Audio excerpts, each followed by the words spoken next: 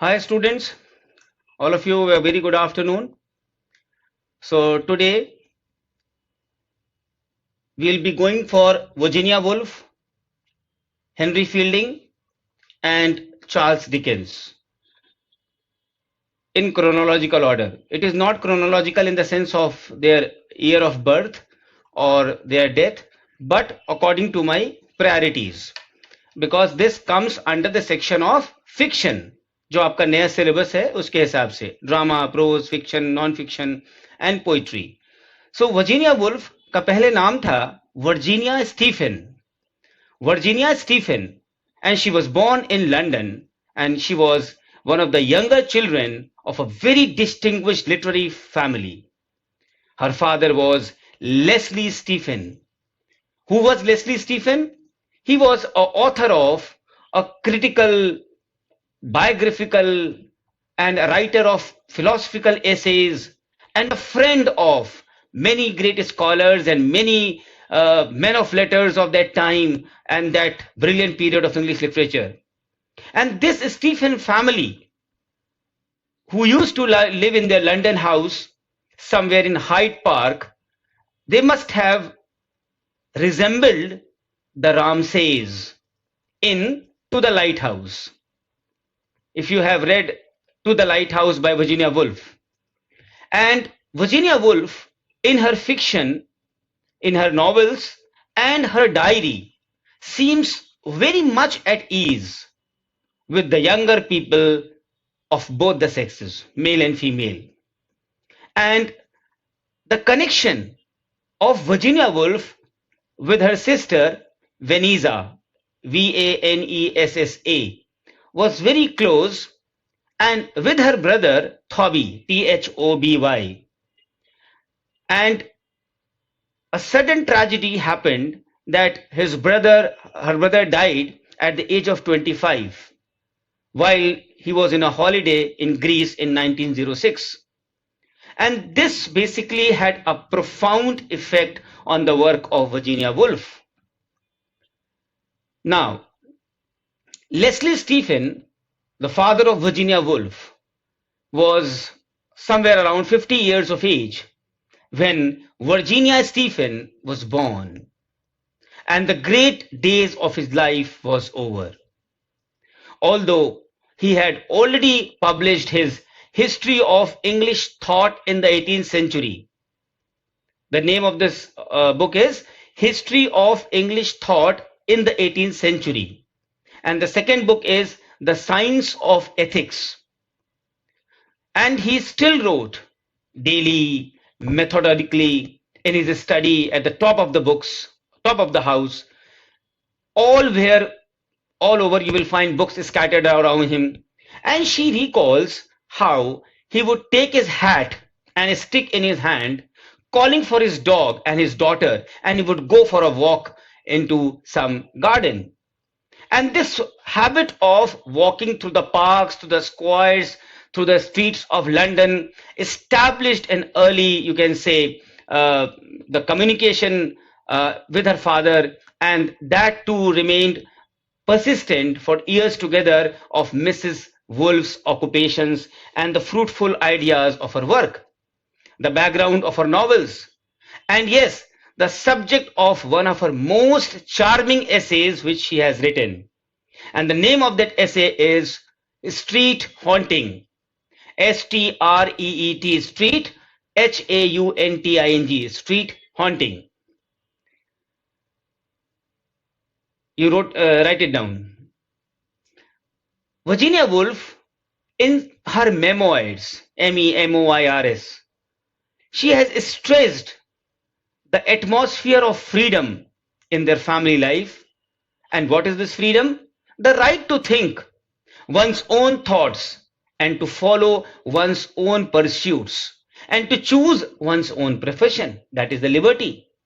She did not like to see women smoking, but the freedom his daughter and in the other ways was worth thousands and of, you can say, the commitments which she used to get from her father. Visitors at the house of Hyde Park where they used to live were many visitors used to come, and they were all distinguished men of letters. A great name, I would tell you, James Russell Lowell. James Russell Lowell. He was like a godfather to Virginia. Thomas Hardy, when Mrs. Wolfe had tea with him in 1926, recalled seeing her, or it might have been my sister, but he thought it was me in my cradle. So this was a quote which was written by her. Henry James was a frequent guest of this Stephen family when the children were young, and Henry James felt somewhat some years later when he saw these Stephen girls at a place known as Rye, R-Y-E, that they and their friends were not quite up to the ladylike standard which belonged to the Hyde Park gate. But they were very ladylike when Leonard Woolf first met them at a tea party in their brother Thoby's room at Cambridge. After some time, what happened, the death of her mother, when Virginia was only 13 years of age, was the first of the losses that affected Virginia Woolf deeply at the core of her heart. And during basically Virginia Woolf, or you can say first Virginia Stephen, her half sister, there was a half sister, uska naam tha Stella Duckworth. She took charge of the household for several years, क्योंकि mother की death हो गई थी, till Veneza Stephen was old enough, and then Stella married, dying soon after the birth of her first baby. She also died जब पहले baby का जन्म हुआ. And how Virginia herself was affected at this very moment, she recalls in her diary. She was in a habit of writing diary soon after the death of Roger Fry, and she came to regard life as an arbitrary trickster. जैसे कहते हैं ना कि life भगवान ने तो हमें दी है, लेकिन हम सभी इसकी वैल्यू नहीं करते, इन द सेंस कि we should enjoy life to the lees, जैसा टेनिसन ने अपनी पोएम यूलिसिस में कहा है, I live life to the lees. Every moment of your life should be memorable, should be without ego, should be without selfishness, should be without any negative things in your life. Why? Because God has given you life only once and only one time. So enjoy this life. पता ही नहीं चलता कि life कहां चली गई. आज हम 10 साल के थे, आज 20 के हो गए, आज 30 के हो गए, आज 60 के हो गए, आज 70 के हो गए, आज गए. So in the same way, after so many vicissitudes of life, Virginia Woolf also thought life to be like an arbitrary trickster, कि लाइफ हमें कब और कैसा गेम खिलाएगी हमें नहीं मालूम. और यही बात है स्टूडेंट्स कि लिटरेचर के जो स्टूडेंट्स होते हैं, मैंने आपको कई बार बताया, they should be very sensible enough because they are students of literature. They are into the world of hundreds and thousands of people who have made their careers and whom we are reading it from the core of their depth. So what happened as far as her education is concerned, just before, or you can say the turn of the century, the young men of their family and their friends were studying at Cambridge. And Virginia, whose health did not permit her to take to the conventional schooling, was educated at home, learning among other things like Greek with a teacher. एक उस teacher का नाम था Janet case, JANETCASE. ये teacher का नाम है जिससे वर्जीनिया जो है ग्रीक पढ़ती थी. And after sir Leslie's Stephen's death, जब उनके फादर लेस्ली स्टीफन की डेथ हो गई 1904 में, Vanessa and Virginia, Thoby and Adrian, they rented a house in Bloomsbury Square. अब देखिए यह नाम आ गया, very important name. Bloomsbury Square में उन्होंने एक रेंट पे मकान लिया. And this Bloomsbury Square is basically a literary district which later became very famous at the locale of the Bloomsbury Group. इसी से बना है Bloomsbury Group. And what is this Bloomsbury Group? It is a literary club founded by Virginia Woolf. जो भाई थॉबी था, he died in 1906.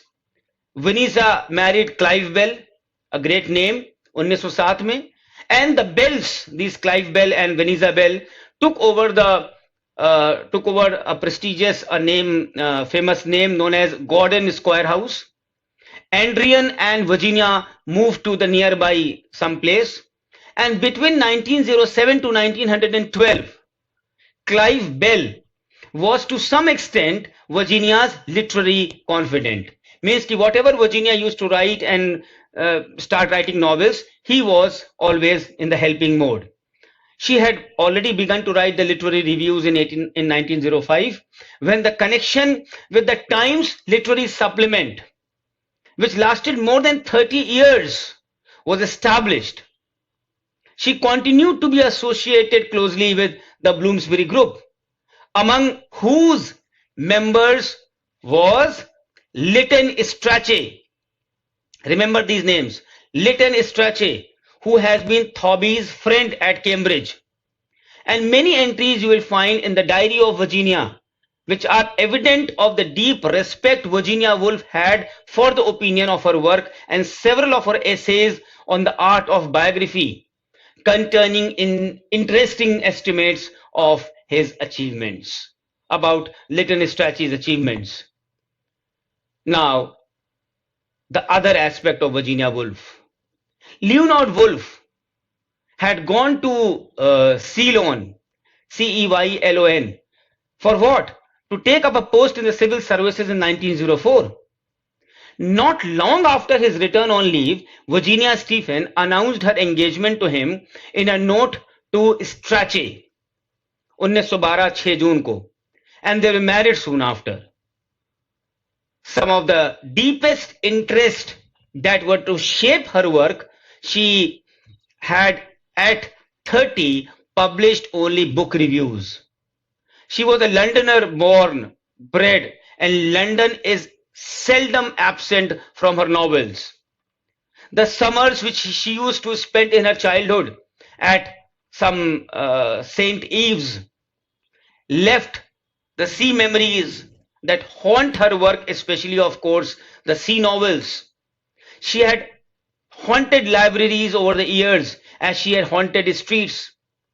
Before she could write of the experiences in the magical pattern of thought and imagery, there is no clue as to when she wrote the novels. It was among the papers in a drawer. It was among the papers in the drawer that you can say where she had put the sketches and the stories, and this free reverie is an ideal, you can say, the library which expresses the delight in reading, the sense of the long past of English history, the sharp realization of the present moment, and the inner and the outer streams mingling together, and the continuing interplay of life and literature. 2 years after Virginia Woolf's marriage, the First World War broke out, ending that period of relative security and stability which all those, at least in the Western world, who grew up before 1914 look back upon with nostalgia. For Virginia Woolf, sensitive soul, she was a sensitive girl, war was a horrible thing, and it was actually a nerve-shattering experience. She was weak, she was sick, she was suffering from constant fits of depression. However, in spite of every odds, she continued to work harder. She was living in London as the wife of Leonard Woolf and the daughter of Leslie Stephen, as by virtue of her own attainments, she was highly honored in the Bloomsbury Circle, whose other members were among the greatest men of letters of that day. And associated with that literary club was actually an enriching experience for Virginia Woolf and a constant source of inspiration for her. And it did much to stimulate her to creative activity. Because of this Bloomsbury Group only, she could become actually Virginia Woolf, which she was not initial years. And yes, one very important name of Leonard Woolf. He was the publisher also. He had the press known as the Hogarth Press, Hograth. The Hogarth Press, ये पूछा भी गया है. This was started in 1917 by Mr. and Mrs. Woolf, and it was basically उनका hobby था printing rather than publishing. And from 1915 to 1924, they were living at the Hogarth House, Richmond, and they also had a lease of Asham House near Lewes in Sussex, where they used to spend weekends and holidays until in 1919 they bought Monk's House, Monks House, and this was a house near Lewes, Lewes. Clear students? So क्या हुआ इस समय जब वो Bloomsbury में square में थी, during her years her reputation as a writer was actually slowly growing, and Virginia Woolf life was filled with her writing, the activities initiated in the Hogarth Press. Holidays used to be enjoyed in abroad, somewhere in England, and yes, sometimes occasional illness, and many of the interests with the family and her friends. Ever since the war, the World War हुआ, she had suffered fits of depression, ill health, and the strains to which Mrs. Woolf was subjected. जिन जिन प्रकार का strains Virginia Woolf ने सहा, जिनके लिए वो subjected थी, whatever interpretation has been placed upon them proved too great. And yes, the outbreak of the World War II destroyed her will to live. अब मतलब बहुत हो गया, उनकी सारी विश, उनका सारा जो विल पावर थी वो पूरा शैटर हो गया. And when on March 28th, 1941, she disappeared, she opened that closed door and sought death in the river near her home, leaving her hat and the walking stick on the bank. And she committed suicide by drowning. कहते हैं घर के पीछे ही शायद कोई नदी थी, वहीं पे जाकर के उन्होंने सुसाइड कमिट कर लिया. So this was a chronological development of Virginia Woolf as a great writer, as a great novelist, and as a great name in the field of English novels. So I will take 2 minutes rest here, because now students, you will tell me that this lecture which I just gave you on Virginia Woolf, was it quite enough? Was it good enough for you to have all the things in your subconscious now, because you can listen this video the second time also? Tell me on the message box that is it fine with all of you?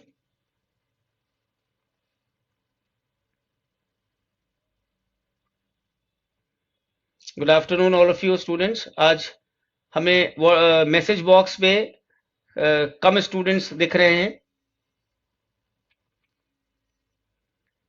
या good afternoon Khatija, good afternoon Nakvi.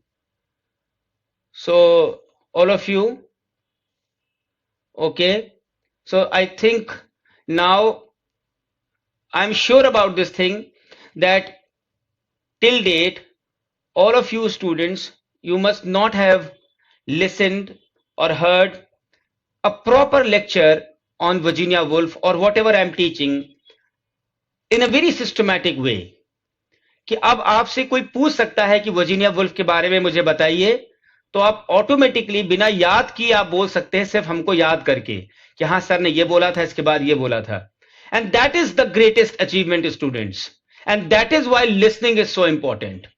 But listening which should be proper, exam-centric, and to the point.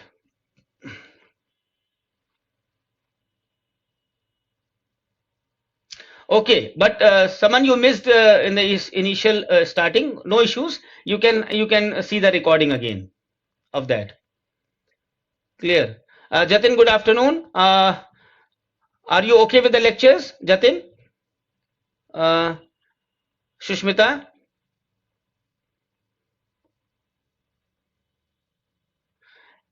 I keep on asking you students so that I always feel that whatever I'm teaching you is good for you, and you are able to get it, and it is not very, you can say, very gaudy, in the sense it is not very replete with a very hard language.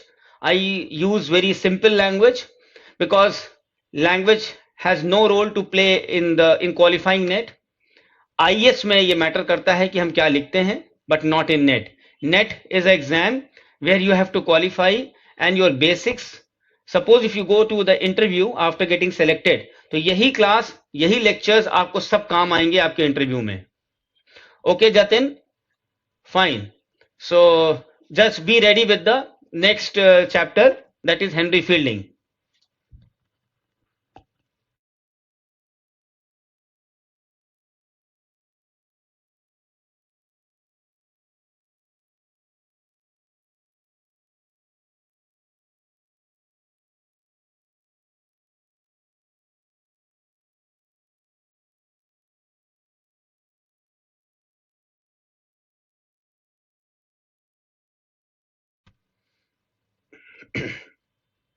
The second in line is Henry Fielding.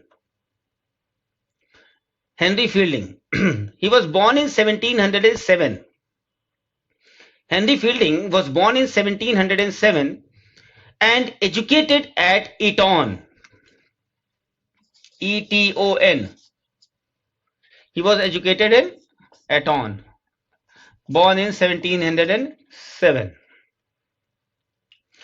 And Eton is a place where he acquired a working knowledge of the classics, and he began his literary life as a dramatist, but his best work, and he himself is known as a great novelist, his Tom Jones.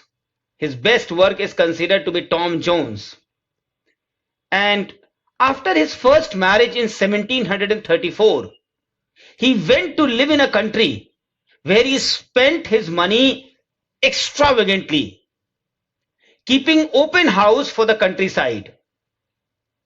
And on returning to London, he earned a livelihood as a journalist, but did not find his true field till he turned a novelist. बहुत कुछ किया उसने, लेकिन it was all not his cup of tea, until and unless he became a novelist where he felt satisfied. He became a barrister. He became a magistrate. In 1753, he fell ill and journeyed to Lisbon, where he died in 1754. Now, we will directly come to the works of Henry Fielding. 1740, Joseph Andrews. Joseph Andrews, a novel written in imitation of Cervantes and in ridicule of Richardson's Pamela. Never before had life been exhibited in England with so much sense of character, so clear in insight into motives, so keen an interest. So this is Joseph Andrews, written in imitation of Cervantes and in ridicule of Richardson's Pamela. Then in 1743, he wrote Miscellanies. Miscellanies means miscellaneous. And this Miscellanies was written in 3 volumes. And the 3rd volume contained his Life of Jonathan Wild. Life of Jonathan Wild, which was full of movement, full of vivid pictures of low life. And in this work, Henry Fielding polished irony, which achieved a triumph and presents a picture of almost perfect diabolism. This I read it somewhere in a book, which is a statement written by Walter Raleigh about this about Henry Fielding, about this life of Jonathan Wild. Walter Raleigh ने कहीं पे ये कहा है कि fielding की जो ये पॉलिश्ड आयरनी है achieves a triumph and presents a picture of almost perfect diabolism. Now, 1749, Tom Jones. Tom Jones का पूरा नाम है या सब टाइटल है history of a foundling, FOUNDLING, history of a foundling, and this is his you can say the masterpiece, and where its object was to show life as it really is. जैसी life है उसको वैसा दिखाना उसका object था. Despite its coarseness, it is a manly book full of sturdy wisdom, and it is an epic of youth, but a master by comedy. अगर आपको Tom Jones को एक लाइन में डिस्क्राइब करना हो तो आप कह सकते हैं it is the epic of youth by a master of comedy. Next is 1751, Amelia, AMELIA. This is a novel which is on a lesser grade compared to Tom Jones. And here, Fielding has presented humanity in all its peculiar perfection and even all its nastiness, in all its nastiness. So these are the works which I have given you the brief description. Your homework is to study more about the novels which I have mentioned here. And now we will talk about Henry Fielding के ऊपर influence कैसे कैसे थे, how he became Henry Fielding. So exactly the important influences on Henry Fielding are not very difficult to trace. Why? Because they are all evident in their works as well as in his own utterances. And the main influence were of drama, of journalism, of classical knowledge, and the reading of so many authors. As I told you, he was initially a dramatist, though he did not succeed well on the stage as compared to becoming and writing novels and becoming a novelist. ये यहां पे ध्यान देने वाली बात है. It has to be noted here that his characters derive from comedy of humors, and it is his dramatic experience which enables Fielding to create the vital minor characters. क्योंकि इतने कैरेक्टर्स उसने प्रोड्यूस किए हैं. But the comedy of humours, जो technique होती है comedy of humours की, also is limiting the Fielding's scope. Fielding का स्कोप तो बड़ा है, लेकिन कॉमेडी ऑफ ह्यूमर्स जो टेक्निक है वो उसके स्कोप को लिमिट कर देती है. And the English novel owes a great deal to journalism. Why? Because first of all, Fielding was himself a journalist, and yes, his critical essays, which actually intersperse the chapters of his novel, are in the tradition of the type of articles which appeared in periodicals of that time. He was a man of 18th century. He was like other writers influenced by the earlier writers. And besides the writers of the classical antiquity, some continental writers also influenced Fielding. He called his novel a comic epic in prose. Fielding's novels show the various factors which influenced him as a writer, though he gets the credit for having formulated a new species of prose writing, he could not have achieved what he did without the help of his illustrious predecessors on the continent. Nor can we ignore the major influence of the theatre and his classical knowledge on his writing. Fielding की जो life के प्रति philosophy थी, मतलब his philosophy of life, I think it should also be understood by the English students. क्योंकि fielding एक ऐसे as में रहता था which was basically moral in outlook, and at the same time it was an age brought about a synthesis between emotionalism and rationalism.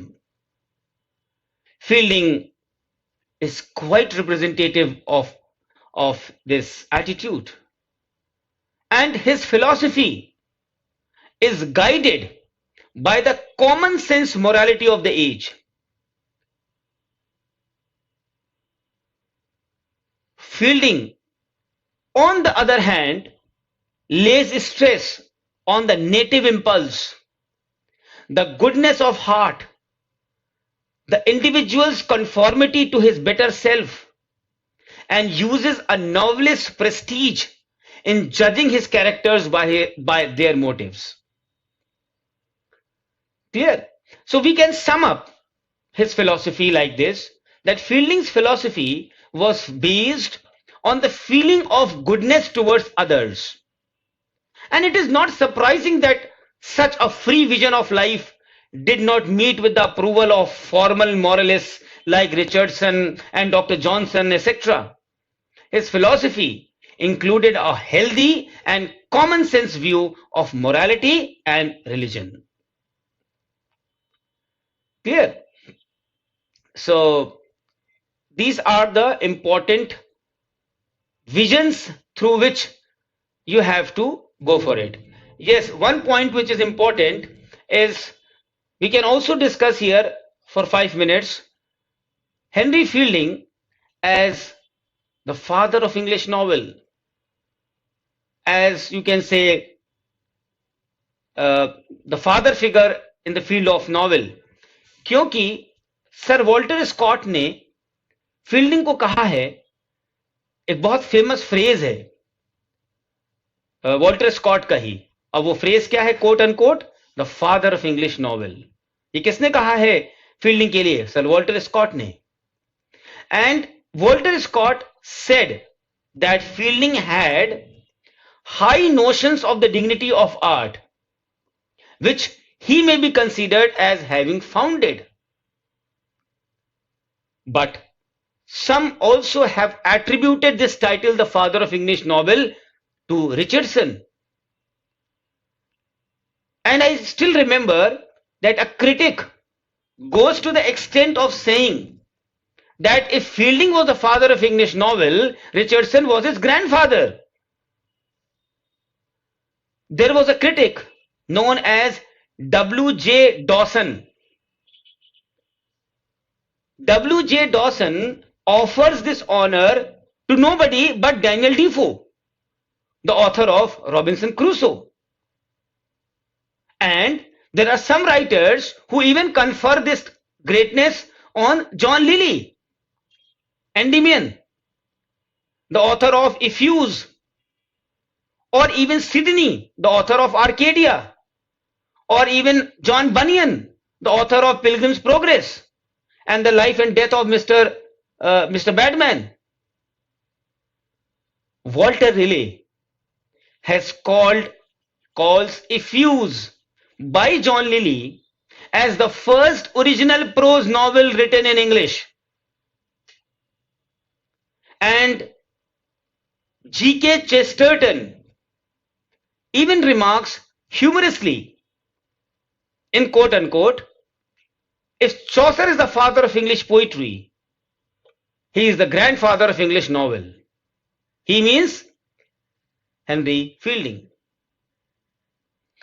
So the question of fatherhood of the English novel need not therefore be a subject of debate or any dispute. But yes, one thing is certain, that if by the term English novel, we mean the English novel as it is known to most of us today. The claim of having originated, it may not be grudged to Fielding. It was he who gave to English novel a new conception of unity and breadth, gave to the English novel a new depth not to be found in the works of any of his predecessors.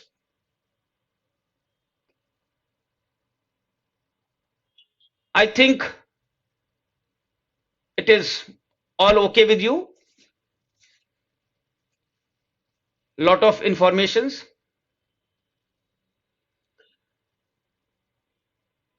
Fielding, we can conclude, is thus considered the father of English novel because his works for the first time reveals all those qualities and characteristics which we generally associate with the art of the novel. And it is also true that some of these characteristics appeared in the stray writings of some of his predecessors, but never before Fielding do we find their deliberate and full expression at one place and in one author. Fielding for the first time tries to understand their real significance and makes their proper use in his writings. His novels, it is, you can say, novels of character that Fielding's books preeminently excites our interest a lot as a reader. A collection of human figures, solid, real, vital, varied, is not to be found in the works of any earlier English writers except Shakespeare. The delineation of these characters is masterly, as was done by Shakespeare also. His characters are amazingly alive. This is true not only of the major figures such as Parson Adams or Emilia, but also of the vast majority of the characters who are minors. They are alive, they are full of blood, they are full of breath, as are real people. They impress themselves in our minds as real people do impress ourselves and continue to exist in our memories forever.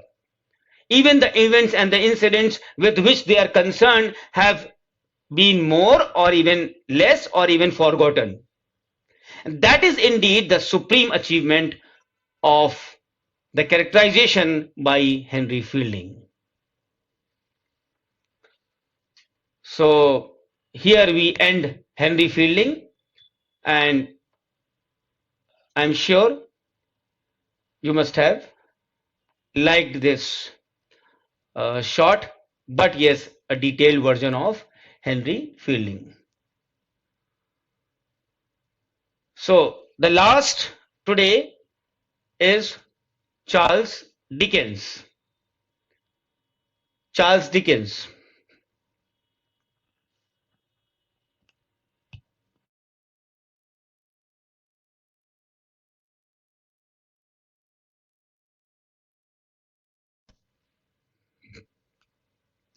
Who will tell me that when Charles Dickens was born?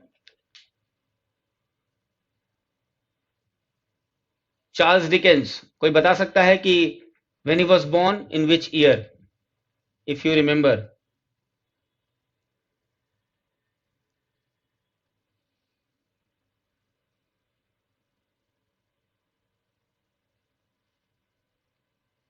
He was born in 1812 near a place known as Portsmouth, Portsmouth. उसके father basically navy के office में he was a clerk, and where he was born, that is in this thing, Portsmouth. The family moved away to some other place when he was only a child of I think 1812, yes. He was only 3 years old, and his father was promoted somewhere, and his father went to some other place where he was promoted, and the family में जो लोग थे, specially कुछ servants थे, जो Dickens को बचपन में हॉरिफाइंग स्टोरीज सुनाया करते थे. They used to tell horrifying stories, and because of these horrifying stories nightmares उसको आते थे, चार्ल्स डिकेंस को. एंड चार्ल्स डिकेंस के जो अपने खुद के ऑटोबायोग्राफिकल नोट्स हैं, from those notes we get many glimpses of him as a child, as a boy, where he used to visit to the theaters, he used to buy books, and he used to be into the 18th century fiction, especially the picaresque and the sentimental. Moreover, his father, जिसका नाम था John Dickens, he was living consistently beyond his means, and due to so many things he was into a lot of debt. And Charles, as a boy, he was ignorant of the desperate circumstances of his family, and ultimately found them living in one of the poorest of streets. इसको भी देखिए कहते हैं किस्मत और विसिच्यूड्स in life. Finally आगे चल करके उसके फादर को अरेस्ट कर लिया गया फॉर डेट, एंड प्रिजन में उसको बंद कर दिया. Now the family position was quite critical. There was no money to buy even bread, and so this little boy was forced to go through his precious books one by one. But one more experience which was more bitter was yet to come, and humiliating also, that it continued to haunt him in his mind throughout his life. His parents found a job for him in Warren's blacking factory, owned by a relative. For 6 months, in utter despair, Charles, still little more than a child, worked in the dirty, rat-infected old house, sticking labels on the blacking bottles. And this was the first raw impact of life on the sensitive nerves of a boy who had lived in a dream world. So you can very well understand the psychological turmoil of a little boy who was so innocent, and this little boy experiencing a sense of complete betrayal by those from whom he expected love, protection, and shelter. And now he has nothing in himself. When his father left prison, Charles thought that this would be something of meaningful, but the family were in no hurry to take the boy away from the gainful employment, and he remained in the factory until his father quarreled with the relatives who owned it, and the boy was removed from there. Even then, the mother was in favor of patching up the quarrel and sending the boy back. Charles would never forget throughout his life this attitude of his own mother. And sometimes years later, when he was a man, he always tried to avoid the locality where that particular factory was situated. And he never forgave his mother for this attitude for his child. So that was the painful experiences of his early life. And still a lot to go. When he left the factory, he resumed his schooling. But the mischief had been done. In the depths of his nature, a split had occurred. एक कहीं पे एक झटका आ चुका था. एक sensitive बच्चा, एक डेलिकेट बच्चा, जिसको कि ऐसे नर्व शैटरिंग एक्सपीरियंस पर डाला गया था, and that could have only been endured by somebody tough and obstinate. And the vision of the world of these grim, deformed, exaggerated caricatures a world full of horrid images impressed itself permanently upon the soul and mind of the child. And it was thus that he continued to see the Victorian scene. The loving beauty he had during his childhood been forced into contact with the seamer side of life, with a lot of dirt, with a lot of squalor, with a lot of shame, and with a lot of humiliation always. The disgust, the hopelessness, the pessimism, all, all were there with him as a gift. And he had also seen the sordid underworld of London, inhabited by men and women, diseased in mind, body, were the victims of some vast, incomprehensible system, were oppressed and destroyed. So this was the nurturing, you can say, and the vicissitudes of Charles Dickens as a boy when he grew up. जब Dickens ने school छोड़ दिया अपना, उसकी उम्र थी केवल 15 साल. So at the age of 15, he took a job somewhere in the firm of solicitors. And there he proved himself useful. But soon he realized that this kind of work could only be like a temporary phase in his life for a young man of so much energy and ambition. So office में काम करने के बाद he started learning shorthand evening में and acquired proficiency a lot many months. So he left the solicitor's office and became a professional shorthand writer. So he got a job in the court of law, where he acquired much of his knowledge of the intricacies of law, as well as his he became familiar with a lot of legal characters who are found in abundance in his novels. हर चीज के पीछे कोई reason होता है. इसके जो characters हैं, you will find many legal characters. The reason is that he was himself into that field. Somewhere you can say the autobiographical note in the novels of Charles Dickens. So this gradually grew, and yes, shorthand was also not his cup of tea. So उस समय भी जो part time उसको मिलता था, he used to visit the music halls, the theaters, and while as a child standing on the kitchen table, he had entertained his father's friends and with comic songs. जब वो बच्चा था तब वो दूसरों को हंसाया करता था. Why? Because he was a born entertainer. Acting was in his blood. He used to act in the plays, which became now one of his hobbies. And his famous public reading from his novels in the later life were a form of acting. He became a press reporter also. He was just 20 years of that time where he became a tremendous success of this new job. And he became a reporter in the press gallery of the House of Commons.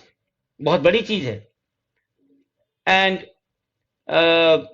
one of his colleagues said that he occupied the very highest rank not merely for accuracy in reporting, but for a marvelous quickness in the transcription. किसी और एक colleague ने एक बार कहा इसके लिए, there were never such a shorthand writer. And from here he developed from the press gallery जहां था वो, he looked down on the final parliamentary place over the Reform Bill of 1832, and in doing so earned 25 guineas a week. And he developed as low an opinion of Parliament as he had previously formed of the courts of law. So, कुछ एक साल बाद Dickens now finally established or took to original writing and started writing the brief sketches of the London characters, where he came across about the wanderings about the city, and he signed these sketches Boz, B-O-Z. ये बहुत important term है. B-O-Z, Boz, which was his nickname for his younger brother. And this was derived from the child's mispronunciation of Moses. Moses word को mispronounce करिए तो boughs निकलेगा, उसी से बना है. He had also been appointed to the regular staff of a newspaper. He reported parliamentary proceedings when the house was in session, and he traveled up and down the country covering the elections, great political meetings, and other events.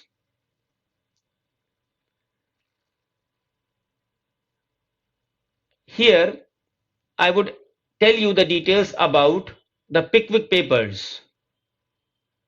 The first book is The Sketches by Boz.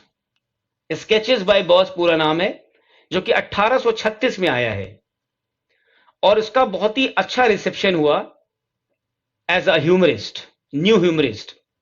And the next work which appeared in monthly installments was Pickwick Papers. And this book, Pickwick Papers, made Dickens instantaneously famous because of his own character known as Sam Weller, Samweller. इस समय Dickens की उम्र थी मात्र 24 साल. And this work basically was a work which actually people were enthusiastic जैसे ही ये पिकविक papers आया. And with each new novel that Dickens now started writing, his fame grew and grew until before he died, he was probably the widely known a living legend and living Englishman. In 1836, Dickens had married a 21-year-old girl. उसका नाम था Catherine Hogarth. But unfortunately, this marriage proved a failure. उसने कहीं पे लिखा है अपने friend को, लेटर में कहीं पे लिखा है that poor Catherine and I are not made for each other and there is no help for it. By this time, fed up with Catherine, he had also fallen in love with a girl known as Ella Ternan, Ellen Ternan, Ternan. She was actually a pretty young actress whom he had come to know well in the course of the rehearsals of the plays in which Dickens was so interested as a hobby. And in May 1858, Dickens separated from his wife. She had borne him 9 children, and after the separation, most of the children remained with Dickens, and his household was managed by his sister-in-law, Georgina Hogarth. Georgina Hogarth ही सब कुछ manage करती थी. So, students, I would end here today because Charles Dickens में we have to read a lot. और अब मैं थोड़ा सा काफी थक गया हूँ. So, I would complete this Charles Dickens tomorrow, and we will proceed with some new authors which are enormously important, very important for your examination in black literature. So हम लोग कल क्या करेंगे, हम लोग चार्ल्स डिकेंस को complete करेंगे और कंप्लीट करने के बाद we will directly go to the black literature part. So be in touch with my black literature file and just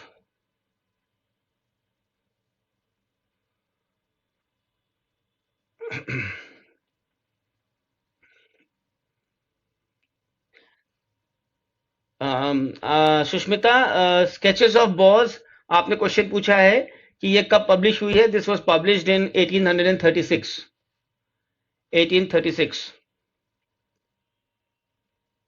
1836.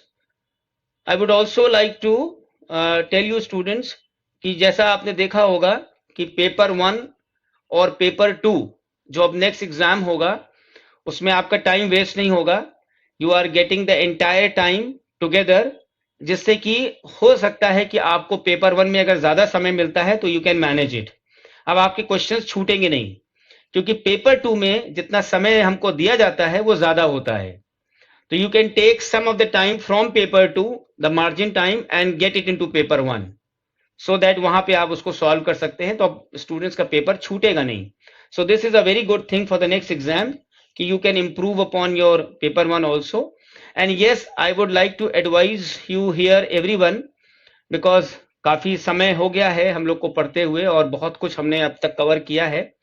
सो यहाँ पे सिर्फ हम आपको एक एडवाइस दे सकते हैं, those who want to take my advice, कि in case those students who are listening to me, who are in my class, if they feel somewhere that now they need the test series to solve and to assess their work, their how much they are working upon, so they can purchase my test series one by one and they can see their results. उससे आपको बहुत मजा भी आएगा, अच्छा भी लगेगा, और आपका जो नॉलेज है वो कम से कम हम समझते हैं 10 टाइम्स ज्यादा बढ़ जाएगा। वाई? बिकॉज ये जो टेस्ट पेपर्स हैं हमारे, ये इतने बेहतरीन हैं कि आपको इसमें इतनी नॉलेज बढ़ेगी, और अगर उसमें आपको नहीं भी आता है तो आपको कुछ करना नहीं है, you can practise it, you can see some of the details through Wikipedia, Google का आप कर सकते हैं। प्लस बहुत सारे ऐसे क्वेश्चंस हैं जिनमें गूगल करने की जरूरत नहीं है, सिर्फ आपने आंसर देखा, उसको रेड मार्क किया और आगे बढ़ गए। आपके पास कलेक्शन होता चला गया, जब एग्जाम आने लगा तो आपने उसका रिवीजन कर लिया। So all those students who wish to get these test series one by one, so they can come over to my WhatsApp, they can get the details and they can get it as soon as possible, क्योंकि अब वो समय आ चुका है। But it is not at all compulsory. Those who wish they can take, those who don't wish, because ज्यादातर students के पास हमारा स्टडी मटेरियल है, because study material is too good. लेकिन एक होता है ना कि हमें अपने को भी तो देखना है कि हम कितना पढ़ रहे हैं, कितना सॉल्व कर पा रहे हैं और अपने असेसमेंट को कैसे कर पा रहे हैं। So there are hundreds of students who only take my study material and test series and they qualify NET and JRF both. So you people are so lucky that getting my classes also, the system also, direct system also, and all my help. So okay students, take care then. We'll meet you tomorrow.